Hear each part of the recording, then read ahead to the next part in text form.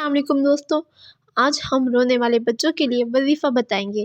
ہمارے نبی صلی اللہ علیہ وآلہ وسلم ایک دفعہ اپنی لختی جگر سیدہ فاطمہ رضی اللہ تعالیٰ عنہا کے گھر کے سامنے سے گزرے تو حضرت حسن کے رونے کی آواز آئی۔ آپ صلی اللہ علیہ وآلہ وسلم اندر تشریف لے گئے اور جا کے کہا، بیٹی ان بچوں کو نہ رلاؤ، جب یہ روتے ہیں تو میرا دل دکھتا ہے، میرے دل میں درد ہوتا ہے۔ تو یہ تو سچی بات ہے کہ جب اپنا بچہ روتا ہے تب بھی درد ہوتا ہے، دل دکھتا ہے، اور جب کسی اور کا بچہ روتا ہے تب بھی تکلیف ہوتی ہے۔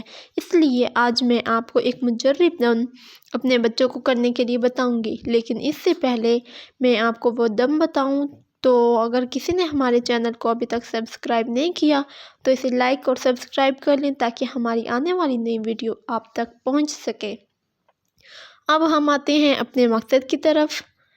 تو بچوں کے رونے کے لیے یا اگر وہ رات کو ڈر جاتے ہیں تو ان سب سے بچنے کے لیے میں آپ کو ایک ایسا مجرب وظیفہ بتاتی ہوں کہ بچوں کو اور بڑوں کو قرآن پاک کی آخری 2 صورتیں تو یاد ہی ہوتی ہیں، یعنی سورۃ الفلق اور سورۃ الناس۔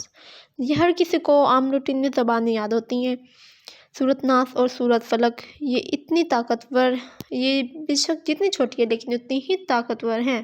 یہ انتہائی مجرب وظیفہ ہے، بچہ روتا ہو یا ڈرتا ہو، آپ نے یہ دونوں صورتیں 3 مرتبہ پڑھ کر اپنے بچے پر دم کر دینا ہے۔ انشاءاللہ بچہ رونا بند کر دے گا اور نہ ہی وہ ڈرے گا۔ اور اگر آپ کو کسی عالم کے پاس جانے سے بھی کوئی فرق نہیں پڑ رہا تو اب آپ کو کہیں جانے کی کوئی ضرورت نہیں ہے، آپ اسے گھر میں ہی آزما سکتے ہیں۔